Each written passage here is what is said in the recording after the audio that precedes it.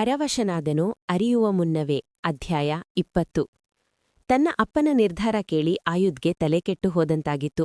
ಬಹಳವೇ ಕೋಪ ಬಂದಿತ್ತು. ಇವರು ಏನಂದ್ಕೊಂಡಿದ್ದಾರೆ? ಮೊದಲು ಹುಟ್ಟುವ ಮಗುವಿಗೆ ಅರ್ಧ ಆಸ್ತಿನಾ? ಏನು ನಾನ್ಸೆನ್ಸ್ ಇದು! ಇಷ್ಟು ದಿನ ಇವರ ಬಿಸ್ನೆಸ್ ಅನ್ನು ಕಷ್ಟಪಟ್ಟು ಮುಂದೆ ತಂದವನು ನಾನು. ಈಗ ಆಸ್ತಿಯನ್ನೆಲ್ಲ ಇನ್ನೂ ಹುಟ್ಟದ ಮಗುವಿಗೆ ಬರೆಯುತ್ತಾರಂತೆ. ಬುಲ್ಶಿಟ್! ಕಂಪನಿಯ ಆಳ್ವಿಕೆಯಂತೂ ಸಿಗಲಿಲ್ಲ. ಈ ಆಸ್ತಿ ಹೇಗೆ ಬೇರೆಯವರ ಪಾಲಾಗುತ್ತೆ ಅಂತ ನಾನು ನೋಡ್ತೀನಿ ಎಂದು ಕೈಗೆ ಸಿಕ್ಕ ವಸ್ತುಗಳನ್ನು ಎಸೆದು ರೂಮನ್ನು ಚೆಲ್ಲಾಪಿಲ್ಲಿ ಮಾಡಿದ್ದ ಆಯುಧ್. ಇತ್ತ ಆರ್ಯ ದಿಯಾಳನ್ನು ಭೇಟಿಯಾಗಲು ಬಂದಿದ್ದನು. ಅವಳು ಡಿಸ್ಟರ್ಬ್ ಆಗಿರುವುದನ್ನು ಗಮನಿಸಿದ ದಿಯಾ, ಬೇಬಿ ಏನಾಯ್ತು? ಯಾಕೆ ಮೂಡ್ ಆಫ್ ಮಾಡ್ಕೊಂಡಿದೀಯಾ? ಏನಾಯ್ತು? ಈಗಂತೂ ನೀನು ನನ್ನನ್ನು ಮೀಟ್ ಮಾಡುವುದೇ ಅಪರೂಪ ಆಗಿಬಿಟ್ಟಿದ. ಈಗ ನನ್ನನ್ನು ನೋಡಕ್ಕೆ ಬಂದಾಗ ಹೀಗೆ ಮುಖ ಉದಿಸಿಕೊಂಡ್ರೆ ಹೇಗೆ ಎಂದಳು. ಅವಳ ಕೈಯನ್ನು ಸರಿಸಿದವನು, ಇನ್ನೇನು ಮಾಡೋದು? ನನ್ನ ಡ್ಯಾಡಿ ಮಾಡುವ ಕೆಲಸಗಳು ಒಂದೆರಡಲ್ಲ. ಛೆ, ನನಗೆ ಇಷ್ಟ ಇಲ್ಲ ಅಂದ್ರೂ ಸಿಇಒ ಪಟ್ಟದ ಆಸೆ ತೋರಿಸಿ ಅವಳನ್ನು ನನಗೆ ಕಟ್ಟಿದರು. ಈಗ ಇಷ್ಟ ಇಲ್ಲದಿದ್ದರೂ ಮಗು ಮಾಡಿಕೊಳ್ಳುವ ಪರಿಸ್ಥಿತಿಗೆ ತಂದು ನಿಲ್ಲಿಸಿದ್ದಾರೆ ಎಂದನು ಸಿಡುಕಿ. ಅದನ್ನು ಕೇಳಿ ಸಿಡಿಲು ಬಡಿದಂತೆ ನಿಂತಳು ದಿಯಾ. ಏನು, ಮಗೂನಾ? ಏನ್ ಮಾತಾಡ್ತಾ ಇದೀಯಾ ಆರ್ಯ? ಮತ್ತೆ ಏನ್ ಮಾಡಿದ ಆ ಮುದುಕ ಎಂದಳು. ದಿಯಾ, ಮರ್ಯಾದೆ ಕೊಟ್ಟು ಮಾತಾಡು, ಅವರು ನನ್ನ ಅಪ್ಪ ಎಂದನು ತುಸು ಕೋಪದಲ್ಲಿ. ಸಾರಿ, ಅದು ಫ್ಲೋನಲ್ಲಿ ಬಂದ್ಬಿಡ್ತು. ಹೇಳು, ಏನ್ ಮಾಡಿದ್ರು ನಿನ್ನಪ್ಪ ಕೇಳಿದಳು. ಅಪ್ಪ ವಿಲ್ ಮಾಡ್ತಾ ಇದ್ದಾರೆ. ನಮ್ಮ ಫ್ಯಾಮಿಲಿಯಲ್ಲಿ ಹುಟ್ಟುವ ಮೊದಲ ಮಗುವಿಗೆ ಅರ್ಧ ಆಸ್ತಿ ಹೋಗುತ್ತಂತೆ, ಇನ್ನರ್ಧದಲ್ಲಿ ನಾನು ಆಯು ಹಂಚಿಕೊಳ್ಬೇಕಂತೆ ಎಂದಾಗ ಅವಳಿಗೆ ತಲೆ ಗಿರ್ರೆಂದಿತು. ವಾಟ್ ಎಂದು ಕಿರುಚಿದಳು. ಎಸ್, ನನಗೆ ಏನು ಮಾಡ್ಬೇಕು ಅಂತ ಗೊತ್ತಾಗ್ತಾ ಇಲ್ಲ. ಇಷ್ಟೆಲ್ಲ ಆದ ಮೇಲೆ ಆಯುಧ್ ಸುಮ್ಮನೆ ಇರಲ್ಲ. ಅವನು ಏನಾದ್ರೂ ಪ್ಲಾನ್ ಮಾಡ್ತಾನೆ. ಅಷ್ಟರಲ್ಲಿ ಆಸ್ತಿಯೆಲ್ಲ ನಮ್ಮ ಹೆಸರಿಗೆ ಆಗುವಂತೆ ಮಾಡಿಕೊಳ್ಬೇಕು ದಿಯಾ ಎಂದ ಆರ್ಯ. ಅಂದ್ರೆ ಏನ್ ಯೋಚನೆ ಮಾಡಿದ್ಯಾ ನೀನು? ನಿನ್ನ ಹೆಂಡತಿ ಜೊತೆ ಮಗು ಮಾಡ್ಕೊಳ್ಬೇಕು ಅಂದಾನಾ? ಹಾಗೇನಾದ್ರೂ ಮಾಡಿದ್ರೆ ನಾನ್ ಮಾತ್ರ ಸುಮ್ಮನೆ ಇರೋದಿಲ್ಲ ತಿಳ್ಕೊ. ಅವಳಿಗೆ ಮಗು ಆದ್ರೆ ಎಲ್ಲ ಮುಗಿದು ಹೋಯ್ತು ಅಂತಾನೆ ಅರ್ಥ. ಅವಳ ಮಗುವಿಗೆ ಆಸ್ತಿ ಹೋಗುತ್ತೆ, ಆಮೇಲೆ ನನ್ನ ಕೈಗೆ ಚೊಂಬು ಅಲ್ಲ ಎಂದಳು ಸಿಟ್ಟಿನಲ್ಲಿ. ಬೇಬಿ, ಹಾಗಲ್ಲ. ನನಗೂ ಅವಳ ಜೊತೆ ಬದುಕುವುದಕ್ಕೆ ಇಷ್ಟ ಇಲ್ಲ. ನಿನ್ನ ಹತ್ರ ಬೇರೆ ಏನಾದ್ರೂ ಐಡಿಯಾ ಇದೆಯಾ ಅಂತ ಕೇಳಕ್ಕೆ ಬಂದಿದ್ದೀನಿ ಎಂದನು. ಐಡಿಯಾ ಇದೆ. ನಾನೇ ನಿನ್ನ ಮಗುವಿಗೆ ಪ್ರೆಗ್ನೆಂಟ್ ಆಗಿಬಿಟ್ರೆ ಕೇಳಿದಳು. ಅವನು ಅವಳನ್ನೇ ದಿಟ್ಟಿಸಿದ. ಅವಳ ಮಾತು ಕೇಳಿ ಕೋಪ ಬಂದಿತ್ತು ಆರ್ಯನಿಗೆ. ತಲೆ ಕೆಟ್ಟವರ ಹಾಗೆ ಮಾತಾಡಬೇಡ ದಿಯಾ. ನೀನು ಪ್ರೆಗ್ನೆಂಟ್ ಆದ್ರೆ ಅದು ಅಕ್ರಮ ಸಂಬಂಧದಿಂದ ಹುಟ್ಟಿದ ಮಗುವನಿಸಿಕೊಳ್ಳುತ್ತೆ ಹೊರತು ನಮ್ಮ ಫ್ಯಾಮಿಲಿಯಲ್ಲಿ ಹುಟ್ಟಿದ ಮಗು ಅನಿಸಿಕೊಳ್ಳಲ್ಲ ಎಂದನು. ಅದನ್ನು ಕೇಳಿ ಸಿಟ್ಟು ಬಂದುಬಿಟ್ಟಿತು ದಿಯಾಳಿಗೆ. ಏನಂದೆ? ಹಾಗಾದ್ರೆ ನಮದು ಅಕ್ರಮ ಸಂಬಂಧನಾ ಎಂದಳು ಅಸಮಾಧಾನದಿಂದ. ಮತ್ತೇನು? ನಾವಿಬ್ಬರು ಮದುವೆ ಆಗಿಲ್ಲ ಅನ್ನೋದನ್ನ ಮರೆಯಬೇಡ. ಅದೂ ಅಲ್ಲದೆ ನನಗೆ ಹೆಂಡತಿ ಇದ್ದಾಳೆ. ಹೀಗಿರುವಾಗ ನೀನು ಪ್ರೆಗ್ನೆಂಟ್ ಆದ್ರೆ ನಿನ್ನನ್ನು ಸೊಸೆ ಅಂತ ಒಪ್ಕೊಂಡು ಆ ಮಗುವನ್ನ ಮೊಮ್ಮಗು ಅಂತ ಒಪ್ಕೊಂಡು ಅಪ್ಪ ಆ ಆಸ್ತಿಯನ್ನೆಲ್ಲ ಆ ಮಗುಗೆ ಕೊಡ್ತಾರೆ ಅಂದ್ಕೊಂಡಿಯಾ? No way. ಅವರಿಗೆ ನನ್ನಗಿಂತ ಸೊಸೆ ಮೇಲೆಯೇ ಪ್ರೀತಿ ಜಾಸ್ತಿ. ಅದಕ್ಕೆ ಮಗು ಹುಟ್ಟುವವರೆಗೆ ಹೋಲ್ಡರ್ ಆಗಿ ಆಸ್ತಿನ ಅವಳ ಹೆಸರಿಗೆ ಮಾಡಿದ್ದಾರೆ. ಈ ಪ್ಲಾನ್ ವರ್ಕಾಗಲ್ಲ ದಿಯಾ. ಹಾಗಾದ್ರೆ ಏನ್ ಮಾಡ್ಬೇಕು ಅಂದ್ಕೊಂಡಿದ್ದೀಯಾ ಕೇಳಿದಳು ಗಾಬರಿಯಲ್ಲಿ. ಅದೇ ನನಗೂ ಗೊತ್ತಾಗ್ತಾ ಇಲ್ಲ. ಅಪ್ಪನ ಮನಸ್ಸಿನಲ್ಲಿ ಅದೇನಿದೆಯೋ ಗೊತ್ತಿಲ್ಲ. ದಿಢೀರನೆ ಈ ನಿರ್ಧಾರಕ್ಕೆ ಬಂದಿದ್ದಾರೆ, ಅಥವಾ ಆಯುಧ್ ಬೇಗ ಮದುವೆ ಆಗ್ಲಿ ಅಂತ ಇದೆಲ್ಲ ಮಾಡ್ತಾ ಇದ್ದಾರಾ ಗೊತ್ತಿಲ್ಲ ಎಂದನು. ಹಾಗಾದ್ರೆ ನಿನ್ನ ತಮ್ಮ ಮದುವೆ ಆಗುವವರೆಗೂ ನಮ್ಮ ಹತ್ರ ಟೈಮ್ ಇದೆ ಅಲ್ವಾ ಆರ್ಯ? ಅಲ್ಲಿಯ ತನಕ ಯೋಚನೆ ಮಾಡೋಣ ಬಿಡು ಎಂದಳು. ಆದ್ರೂ ನಾವು ಕೈಕಟ್ಟಿ ಕೂರೋಕಾಗಲ್ಲ. ಅರ್ಧ ಆಸ್ತಿ ಅಂದ್ರೆ ಸುಮ್ಮನೆ ಅಲ್ಲ ದಿಯಾ. ಡ್ಯಾಡಿ ಹೆಸರಲ್ಲಿ ಎಷ್ಟೆಲ್ಲ ಪ್ರಾಪರ್ಟಿ ಇದೆ ಗೊತ್ತಾ? ಛೇ, ಹಾಗಂತ ನೀನು ಅವಳ ಜೊತೆ ಮಗು ಮಾಡ್ಕೊಳ್ಳುವ ಯೋಚನೆ ಏನಾದ್ರೂ ಮಾಡಿದೀಯೋ? ನಾನಂತೂ ಸುಮ್ಮನೆ ಇರೋದಿಲ್ಲ. ನಮ್ಮ ಪ್ರೈವೇಟ್ ಫೋಟೋಗಳೆಲ್ಲ ನನ್ನ ಹತ್ತಿರ ಇದೆ, ಮರೆಯಬೇಡ ಎಂದಾಗ ಅವನಿಗೆ ಆಶ್ಚರ್ಯವಾಯಿತು. ಅಂದ್ರೆ ನನ್ನನ್ನು ಬ್ಲ್ಯಾಕ್ಮೇಲ್ ಮಾಡ್ತಿದೀಯಾ ಎಂದನು. ಇಲ್ಲ, ಎಚ್ಚರಿಸುತ್ತಿದ್ದೇನೆ. ಯಾಕೆ ಅಂದ್ರೆ ಈ ಆಸ್ತಿಯ ವಿಷಯ ಬಂದಾಗಿನಿಂದ ನಿನ್ನನ್ನು ನಂಬುವುದೇ ಕಷ್ಟ ಆಗಿದೆ ಆರ್ಯ. ಆಸ್ತಿಯ ಆಸೆಗೆ ಅವಳ ಜೊತೆ ಮಲಗಿದರೆ ಎಂದಾಗ ಸ್ವಲ್ಪವೇ ಅವಳ ವಿಕೃತ ಬುದ್ಧಿಯ ಪರಿಚಯವಾಗತೊಡಗಿತು ಆರ್ಯನಿಗೆ. ಏನೂ ಹೇಳದೆ ಕೋಪದಲ್ಲಿ ಅಲ್ಲಿಂದ ನಡೆದುಬಿಟ್ಟ. ಕಾರು ಓಡಿಸುತ್ತಿದ್ದವನ ಮನದ ತುಂಬ ದಿಯಾ ಹೇಳಿದ ಮಾತುಗಳೇ ಓಡುತ್ತಿದ್ದವು. ಅದೆಷ್ಟು ಸುಲಭವಾಗಿ ತನ್ನನ್ನು ಬ್ಲ್ಯಾಕ್ಮೇಲ್ ಮಾಡುತ್ತಿದ್ದಳು?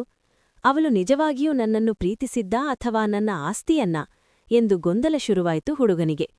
ಅದೇ ಗೊಂದಲದಲ್ಲಿಯೇ ಮನೆ ತಲುಪಿದ್ದನು. ಅರುಣಿಮಾ ಅವನಿಗಾಗಿ ಕಾಯುತ್ತಿದ್ದಳು. ಅವನು ರೂಮಿಗೆ ಬಂದ ಕೂಡಲೇ, ಎಲ್ ಹೋಗಿದ್ರಿ? ಇವತ್ತು ಊಟಕ್ಕೆ ಏನಾದ್ರೂ ಸ್ವೀಟ್ ಮಾಡೋಣ ಅನ್ಕೊಂಡೆ. ನಿಮ್ಗೆ ಏನಿಷ್ಟ ಹೇಳಿ, ಅದನ್ನೇ ಮಾಡ್ತೇನೆ ಎಂದಳು. ಸ್ವೀಟ್ ಯಾಕೆ? ಆಸ್ತಿಗೆ ಹೋಲ್ಡರಾಗಿ ಡ್ಯಾಡ್ ನಿಮ್ ಹೆಸರು ಹೇಳಿದ್ರಲ್ಲ, ಅದಕ್ಕಾ ಎಂದು ಬಿಟ್ಟಿದ್ದ. ಅವನಿಂದ ಈ ಮಾತನ್ನು ನಿರೀಕ್ಷಿಸಿರದ ಅರುಣಿಮಾಗೆ ನೋವಾಯಿತು. ಏನ್ರಿ ಮಾತಾಡ್ತಾ ಇದ್ದೀರಾ? ಅಂದ್ರೆ ನಿಮ್ಮ ಮಾತಿನರ್ಥ ನಾನು ಆ ಆಸ್ತಿಗೋಸ್ಕರ ಕಾಯ್ತಾ ಇದ್ದೀನಿ ಅಂತನಾ? ಅದೇ ಆಗಿದ್ರೆ ನಾನೀಗ್ಲೇ ಮಾವನ ಹತ್ರ ಹೋಗಿ ಮಾತಾಡ್ತೀನಿ. ನನ್ ಹೆಸರಲ್ಲಿ ಯಾವ ಆಸ್ತಿಯೂ ಇರೋದು ಬೇಡ ಎಂದು ಅಲ್ಲಿಂದ ಹೊರಡಲು ಮುಂದಾದವಳ ಕೈ ಹಿಡಿದುಕೊಂಡನು ಆರ್ಯ. ಹೇ ಅರುಣ, ನಾನ್ ಹಾಗೆ ಹೇಳಲಿಲ್ಲ. ನಿನ್ ಹೆಸರಲ್ಲಿ ಆಸ್ತಿ ಇದ್ರೆ ನನಗೂ ಖುಷಿನೇ ಅಲ್ವಾ, ಅದಕ್ಕೆ ಸ್ವೀಟ್ ಮಾಡಿದ್ರೆ ಏನ್ ತಪ್ಪು ಎಂದು ಮಾತು ಬದಲಿಸಿಬಿಟ್ಟಿದ್ದ. ಆದ್ರೂ ನನಗೆ ಇದೆಲ್ಲ ಗೊತ್ತಾಗೋದಿಲ್ಲ. ಮಾವನ ಜೊತೆ ನಾನ್ ಹೇಳಿದೆ ತಾನೆ ಬೇಡ ಅಂತ. ಆದ್ರೂ ಎನ್ನುತ್ತಿದ್ದವಳನ್ನು ಹತ್ತಿರ ಎಳೆದುಕೊಂಡವ, ಹೇ, ಡ್ಯಾಡಿ ಏನೇ ನಿರ್ಧಾರ ಮಾಡಿದ್ರೂ ಸರಿಯಾಗಿಯೇ ಮಾಡಿರ್ತಾರೆ, ನೀನದ್ರ ಬಗ್ಗೆ ಜಾಸ್ತಿ ಯೋಚಿಸ್ಬೇಡ ಎಂದನು. ಆದ್ರೂ ನನಗೆ ಈ ಮಗು ನಿರ್ಧಾರ ಯಾಕೋ ಇಷ್ಟ ಆಗ್ಲಿಲ್ಲ ಆರ್ಯ. ಆಯುಗೆ ಮೋಸ ಆಗತ್ತಲ್ವಾ. ಆಯು ಇನ್ನೂ ಮದುವೆನೇ ಆಗಿಲ್ಲ. ಅದೂ ಅಲ್ದೇ ಅವನಿಗೆ ಮದುವೆಯ ಮೇಲೆ ನಂಬಿಕೆಯೇ ಇಲ್ಲ. ಹೀಗಿರುವಾಗ ಮಾವ ನಮ್ಮ ಕುಟುಂಬದಲ್ಲಿ ಹುಟ್ಟುವ ಮೊದಲ ಮಗುವಿಗೆ ಅರ್ಧ ಆಸ್ತಿ ಅಂತ ಹೇಳ್ತಾ ಇದ್ದಾರೆ. ಇದು ಎಲ್ಲಿ ಹೋಗಿ ಮುಟ್ಟುತ್ತೋ ಗೊತ್ತಿಲ್ಲ ಎಂದಳು. ನಾವು ಕೂಡ ಸ್ವಲ್ಪ ತಡವಾಗಿಯೇ ಮಗು ಮಾಡಿಕೊಳ್ಳೋಣ ಅಂತ ಯೋಚನೆ ಮಾಡಿದ್ವಿ ಅಲ್ವಾ, ಮತ್ತೆ ಯಾಕೆ ನೊಂದ್ಕೊಳ್ತಿದೀಯಾ? ಅಷ್ಟ್ರಲ್ಲಿ ಆರ್ಯ ಮದುವೆ ಆಗ್ಬಹುದು ಹೇಳಿದನು. ಹಾಂ, ಆದ್ರೆ ಅವನು ಮದುವೆ ಆಗ್ತಾನಾ ಅನ್ನೋದೇ ಡೌಟು ಎಂದಳು ಬೇಸರದಿಂದ. ನೋಡೋಣ ಬಿಡು. ಇವತ್ತು ಸ್ವೀಟ್ ಏನು ಮಾಡೋದು ಅಂತ ಕೇಳಿದೆ ಅಲ್ವಾ, ಬಾದಾಮಿ ಹಲ್ವಾ ಮಾಡು, ನನಗೆ ಇಷ್ಟ ಎಂದನು. ಅವಳು ಖುಷಿಯಿಂದ ಸರಿ ಎಂದು ತಲೆಯಾಡಿಸಿದಳು. ಇತ್ತ ಸಹಸ್ರಳ ನಿಶ್ಚಿತಾರ್ಥದ ತಯಾರಿ ಭರದಲ್ಲಿ ಸಾಗುತ್ತಿತ್ತು. ಆಸ್ತಿಯ ಬಗ್ಗೆ ತಲೆಕೆಡಿಸಿಕೊಂಡಿದ್ದ ಆಯುಧ್ ಸಹಸ್ರಳ ಕಡೆ ಹೆಚ್ಚು ಗಮನ ಕೊಡುತ್ತಿರಲಿಲ್ಲ. ಅವಳಿಗೂ ಅದೇ ಬೇಕಿತ್ತು. ಅಂದು ನಿಶ್ಚಿತಾರ್ಥದ ಶಾಪಿಂಗ್ ಎಲ್ಲ ಮುಗಿಸಿ ಮನೆಗೆ ಬಂದಿದ್ದಳು ಸಹಸ್ರ. ಅಂದು ಬಹಳವೇ ಸುಸ್ತಾಗಿತ್ತು ಅವಳಿಗೆ. ಮನೆಗೆ ಬಂದ ತಕ್ಷಣ ಸುಸ್ತಿನಿಂದ ಮಲಗಿಬಿಟ್ಟಳು. ರಾತ್ರಿ ಅವಳನ್ನು ಊಟಕ್ಕೆ ಎಬ್ಬಿಸಲು ಬಂದಿದ್ದರು ನರೇಂದ್ರ. ಸಹಾ, ಏನಾಯ್ತಮ್ಮ, ಯಾಕೆ ಹೀಗೆ ಮಲಗಿಬಿಟ್ಟೆ? ಊಟ ಮಾಡು, ಎದ್ದೇಳು ಎಂದರು. ಅವಳು ಮೆಲ್ಲೆಗೆ ಕಣ್ಣು ತೆರೆದು, ಯಾಕೋ ತುಂಬಾ ಟಯರ್ಡ್ ಆಗ್ತದೆ ಅಪ್ಪ, ಇವತ್ತು ಹೊರಗೆ ಜಾಸ್ತಿ ಓಡಾಡಿದ್ನಲ್ಲ, ಅದಕ್ಕೆ ಅನ್ಸುತ್ತೆ ಎಂದಳು. ಅಯ್ಯೋ ಹೌದಾ, ಹಾಗಾದ್ರೆ ನಾಳೆ ಒಂದಿನ ಆಫೀಸಿಲಿ ರಜೆ ಹಾಕಿ ಮನೆಯಲ್ಲೇ ರೆಸ್ಟ್ ಮಾಡು ಎಂದರು. ಇಲ್ಲ ಅಪ್ಪ, ನಮ್ಮ ಬಾಸ್ ರಜೆ ಕೊಡಲ್ಲ. ಈಗಾಗ್ಲೇ 1 ಸಲ ರಜೆ ಹಾಕಿದ್ದೇನೆ. ಇದು ಮಂತ್ ಎಂಡ್, ಹೇಗಾದ್ರೂ ಕಂಪ್ಲೀಟ್ ಮಾಡಿಬಿಡ್ತೇನೆ. ಆಮೇಲೆ ಈ ತಿಂಗಳ ಸಂಬಳ ಬರುತ್ತೆ ಎಂದಳು. ಆದ್ರೂ ಅಳಿಯಾಂದ್ರೆ ಅಷ್ಟು ದೊಡ್ಡ ಕೆಲಸದಲ್ಲಿರುವಾಗ ನೀನು ಯಾಕಮ್ಮ ಕೆಲಸ ಮಾಡ್ಬೇಕು ಹೇಳಿದಳು. ಆಯ್ತು ಪುಟ್ಟ, ಈಗ ಊಟ ಮಾಡಿ ಮಲಗು, ಏಳು, ಸ್ವಲ್ಪ ಹೊಟ್ಟೆಗೆ ಬಿದ್ರೆ ಸುಸ್ತು ಸರಿ ಹೋಗುತ್ತೆ ಎಂದಾಗ ಮೆಲ್ಲಗೆ ಎದ್ದು ಕುಳಿತಳು ಸಹಸ್ರ. ನಂತರ ಇಬ್ಬರು ಒಟ್ಟಿಗೆ ಕುಳಿತು ಊಟ ಮಾಡಿದ್ದರು. ಊಟವಾದ ಬಳಿಕ ರೂಮಿಗೆ ಬಂದವಳಿಗೆ ಯಾಕೋ ಸುಸ್ತು ಕಡಿಮೆಯಾದಂತೆ ಕಾಣಲಿಲ್ಲ. ಅಯ್ಯೋ ದೇವ್ರೇ, ನಾಳೆ ಹೇಗಪ್ಪ ಕೆಲಸ ಮಾಡೋದು? ನನ್ನ ಹೆಲ್ತ್ ಸರಿಯಿಲ್ಲ ಅಂತ ಗೊತ್ತಾದ್ರೆ ಡಬಲ್ ಕೆಲಸ ಮಾಡಿಸುತ್ತಾನೆ ಎಂದುಕೊಂಡು ತಲೆಯ ಮೇಲೆ ಕೈ ಹೊತ್ತು ಕುಳಿತಳು. ಮರುದಿನವೂ ಅವಳ ಸುಸ್ತು ಕಡಿಮೆಯಾಗಲಿಲ್ಲ. ಬೆಳಿಗ್ಗೆ ಸರಿಯಾಗಿ ತಿಂಡಿಯನ್ನೂ ತಿನ್ನಲಿಲ್ಲ ಹುಡುಗಿ. ಸಹಾ, ಸ್ವಲ್ಪ ಆದ್ರೂ ತಿಂದ್ ಹೋಗಮ್ಮ, ಮೊದಲೇ ಸುಸ್ತು ಅಂತ ಇದ್ದೀಯಾ, ಏನಾದ್ರೂ ಹೆಚ್ಚು ಕಮ್ಮಿ ಆದ್ರೆ ಏನ್ ಮಾಡ್ತೀಯಾ ಎಂದರು ನರೇಂದ್ರ ಕಾಳಜಿಯಿಂದ. ಇಲ್ಲ ಅಪ್ಪ, ಯಾಕೋ ಊಟವೇ ಸೇರ್ತಿಲ್ಲ. ನಾನು ಆಫೀಸ್ ಕ್ಯಾಂಟೀನಲ್ಲಿ ಏನಾದ್ರೂ ತಿಂಡ್ಕೊಳ್ತೀನಿ, ಲೇಟ್ ಆಗಿದೆ, ಹೊರಡ್ಬೇಕು ಎಂದವಳು ತನ್ನ ಬ್ಯಾಗ್ ಎತ್ತಿಕೊಂಡು ಅವಸರದಿಂದ ಹೊರಟುಬಿಟ್ಟಳು ಸಹಸ್ರ. ಅದೇನು ಹುಡುಗಿಯೋ, ಏನೋ ಸರಿಯಾಗಿ ಊಟ ತಿಂಡಿ ಮಾಡದೆ ಆರೋಗ್ಯ ಹಾಳ್ಮಾಡಿಕೊಳ್ಳುತ್ತಿದ್ದಾಳೆ ಎಂದುಕೊಂಡಳು ನರೇಂದ್ರ. ಅಂದು ಆಫೀಸ್ನಲ್ಲಿ ಅವಳಿಗೆ ಮುಗಿಯದ ಕೆಲಸ, ಹೆಚ್ಚೇ ಸುಸ್ತಾಗತೊಡಗಿತ್ತು. ಸ್ವಲ್ಪವಾದ್ರೂ ತಿಂದು ಬರಬೇಕಿತ್ತು ಅನ್ನಿಸಿತು. ಅವಳು ಮಂಕಾಗಿರುವುದನ್ನು ಗಮನಿಸಿದ ಅಮಿತ್ ಅವಳ ಬಳಿ ಬಂದು, ಏನಾಯ್ತು ಸಹಸ್ರ, ಒಂಥರ ಇದ್ದೀಯಾ, ಆರಾಮಾಗಿದ್ದೀಯಾ ತಾನೆ ಎಂದನು. ಇಲ್ಲ ಸರ್, ಯಾಕೋ ನೆನ್ನೆಯಿಂದ ನನ್ನ ಹೆಲ್ತ್ ಸರಿಯಿಲ್ಲ, ಸುಸ್ತು. ಆದ್ರೂ ಸರ್ ರಜೆ ಕೊಡಲ್ಲ ಅಂತ ಇವತ್ತು ಆಫೀಸಿಗೆ ಬಂದೆ ಎಂದಳು. ಅಯ್ಯೋ, ಆಸ್ಪತ್ರೆಗೆ ಹೋಗ್ಬಾರ್ದಿತ್ತಾ? ಹೋಗು, ಸರ್ ಹತ್ರ ಹೇಳು. ನಾವನ್ಕೊಂಡಷ್ಟು ಕೆಟ್ಟವರೇನೂ ಅಲ್ಲ. ಎಂಪ್ಲಾಯಿಗಳ ಬಗ್ಗೆ ತುಂಬಾ ಕಾಳಜಿ ಇದೆ ಅವರಿಗೆ. ಅದಕ್ಕೋಸ್ಕರವೇ ಎಲ್ಲರೂ ಹೊರಟ ನಂತರ ಅವರು ಹೋಗೋದು. ಹೆಲ್ತ್ ಹಾಳಾಗಿದೆ ಅಂತ ಹೇಳು, ಖಂಡಿತ ಲೀವ್ ಕೊಡ್ತಾರೆ. ಮಧ್ಯಾಹ್ನ ಆಸ್ಪತ್ರೆಗೆ ಹೋಗು, ನಿನ್ನನ್ ನೋಡಿದ್ರೆ ಗೊತ್ತಾಗ್ತಿದೆ ಎಷ್ಟು ವೀಕ್ ಆಗಿದ್ದೀಯಾ ಅಂತ ಎಂದನು ಅಮಿತ್. ಆದ್ರೆ ಅವಳಿಗೇಕೋ ನಂಬಿಕೆ ಇಲ್ಲ. ಮತ್ತೆ ಬೈದು ಕಳಿಸಿಬಿಟ್ರೆ? ಎಲ್ಲ ಎಂಪ್ಲಾಯಿಗಳಂತೆ ತನ್ನನ್ನು ಅವನು ಕಾಣುವುದಿಲ್ಲವಲ್ಲ. ಬೇಡ ಬಿಡಿ ಸರ್, ಸಾಯಂಕಾಲ ತನಿಕ ಅಷ್ಟೇ ಅಲ್ವಾ, ಹೇಗೋ ಮುಗಿಸಿಬಿಡ್ತೇನೆ ಎಂದಳು. ನನ್ನ ಮಾತು ಕೇಳು ಸಹ, ಹೋಗಿ ಬಾಸ್ ಹತ್ರ ಹೇಳು ಹೆಲ್ತ್ ಹಾಳಾಗಿದೆ ಅಂತ. ನೀನು ಈ ಸ್ಥಿತಿಯಲ್ಲಿ ಕೆಲಸ ಮಾಡೋಕೆ ಆಗಲ್ಲ ಎಂದನು ಕಾಳಜಿಯಿಂದ. ಅವಳಿಗೂ ಬಹಳವೇ ಸುಸ್ತಾಗಿದ್ದರಿಂದ ಸರಿ ಎಂದು ತಲೆಯಾಡಿಸಿದಳು. ಅವನು ಕ್ಯಾಬಿನ್ಗೆ ಹೊರಟಳು. ಅವಳು ಒಳ ಬಂದಾಗ ಲ್ಯಾಪ್ಟಾಪ್ನಿಂದ ದೃಷ್ಟಿ ಸರಿಸದೆ, ಇವತ್ತೇನು ನಿನ್ನ ಸಮಸ್ಯೆ ಎಂದನು. ನನ್ನ ಹೆಲ್ತ್ ಹಾಳಾಗಿದೆ ಸರ್, ತುಂಬಾ ಟಯರ್ಡ್ ಆಗ್ತಿದೆ. ಈ ಪೆಂಡಿಂಗ್ ವರ್ಕ್ ನಾಳೆ ಬಂದು ಮುಗಿಸಬಹುದಾ? ನಾನು ಆಸ್ಪತ್ರೆಗೆ ಹೋಗ್ಬೇಕಾಗಿತ್ತು ಎಂದು ಕೇಳಿಕೊಂಡಳು ಸಹಸ್ರ. ಈಗ ತಲೆ ಎತ್ತಿ ಅವಳನ್ನು ನೋಡಿದವನು. ಮತ್ತೆ ಹೊಸ ನೆಪಗಳಾ? ಯಾವತ್ತು ತಾನೇ ನಾನು ಕೊಟ್ಟ ಕೆಲಸವನ್ನು ಪೂರ್ತಿಯಾಗಿ ಮಾಡಿದ್ದೀಯಾ ಹೇಳು? ಹೀಗೆ ಕುಂಟು ನೆಪ ಹೇಳಿ ತಪ್ಪಿಸ್ಕೊಳ್ಳೋದು. ನಾನು ಮೊದಲೇ ಹೇಳಿದ್ದೇನೆ, ಕೆಲಸದ ವಿಚಾರದಲ್ಲಿ ಸೋಂಬಾರಿತನ ತೋರಿಸುವವರು ಅಂದ್ರೆ ನನಗೆ ಆಗಲ್ಲ. ಆದ್ರೂ ಮತ್ತೆ ಮತ್ತೆ ಅದನ್ನೇ ಹೇಳುವಂತೆ ಮಾಡಬೇಡ. ಹೋಗಿ ಕೆಲಸ ಮುಗಿಸು ಎಂದು ಬಿಟ್ಟ ಆಯುಧ್.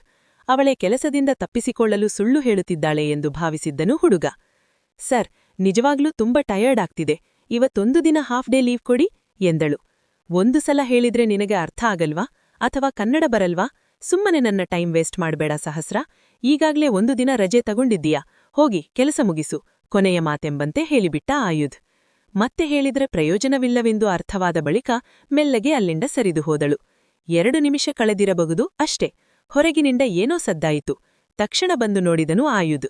ಅಲ್ಲಿ ಸಹಸ್ರ ಪ್ರಜ್ಞೆ ತಪ್ಪಿ ಬಿದ್ದು ಬಿಟ್ಟಿದ್ದಳು. ಆಫೀಸ್ನವರೆಲ್ಲರೂ ಅವಳನ್ನು ಸುತ್ತುವರೆದಿದ್ದರು. ಅಷ್ಟರಲ್ಲಿ ಆರ್ಯ ಸಹ ಅಲ್ಲಿಗೆ ಬಂದಿದ್ದ. ಏನಾಯ್ತು? ಕೆಲಸ ಬಿಟ್ಟು ಎಲ್ಲ ಏನ್ ಮಾಡ್ತಿದ್ದೀರಾ ಎಂದು ಗದರಿದ ಆರ್ಯ. ಸರ್, ಸಹಸ್ರ ಪ್ರಜ್ಞೆ ತಪ್ಪಿ ಬಿದ್ದು ಬಿಟ್ಟಿದ್ದಾಳೆ ಎಂದನು ಅಮಿತ್. ಈಗ ಹತ್ತಿರ ಬಂದು ನೋಡಿದನು ಆಯುಧ್. ಓ ಗಾಡ್, ಏನಾಗಿದೆ ಇವಳಿಗೆ ಕೇಳಿದ ಆರ್ಯ. ಯಾಕೋ ಹೆಲ್ತ್ ಸರಿಯಿಲ್ಲ, ತುಂಬಾ ಟಯರ್ಡ್ ಆಗ್ತಿದೆ ಅಂತ ಹೇಳ್ತಾ ಇದ್ದಳು ಸರ್ ಎಂದನು. ಹೋಗಿ ನಿಮ್ಮ ಕೆಲಸ ನೋಡಿಕೊಳ್ಳಿ, ಅವಳನ್ನು ನೋಡಿಕೊಳ್ಳುವುದಕ್ಕೆ ನಾವಿದ್ದೇವೆ ಎಂದನು ಆಯುಧ್. ಎಲ್ಲರೂ ಅಲ್ಲಿಂದ ಸರಿದು ಹೋದರಿದ್ದರು. ಅವನು ನೀರಿನ ಬಾಟಲ್ ತೆಗೆದು ಅವಳ ಮುಖದ ಮೇಲೆ ನೀರು ಚಿಮುಕಿಸಿದನು. ಆದರೆ ಅವಳಿಗೆ ಎಚ್ಚರವಾಗಲಿಲ್ಲ. ಸುಮ್ಮನೆ ನಾಟಕ ಆಡ್ತಿದ್ದಾಳೆ, ಕೆಲಸದಿಂದ ತಪ್ಪಿಸ್ಕೊಳ್ಳೋಕೆ ಇದೆಲ್ಲ ಎಂದನು ಆಯುಧ್. ಅವಳ ಸ್ಥಿತಿ ನೋಡು, ಏನಾಗಿದೆ? ಇದನ್ನು ನಾಟಕ ಅಂತೀಯಾ? ಎಲ್ಲದಕ್ಕೂ ಒಂದು ಮಿತಿ ಇರಬೇಕು ಆಯು ಎಂದನು ಆರ್ಯ. ಅವನ ಜೊತೆ ಹೆಚ್ಚೇನು ಮಾತನಾಡಲಿಲ್ಲ ಆಯುಧ್. ಅವಳನ್ನು ತೋಳಲೆತ್ತಿಕೊಂಡು ಹೊರಟ ನಡೆದನು. ಮುಂದುವರಿಯುವುದು.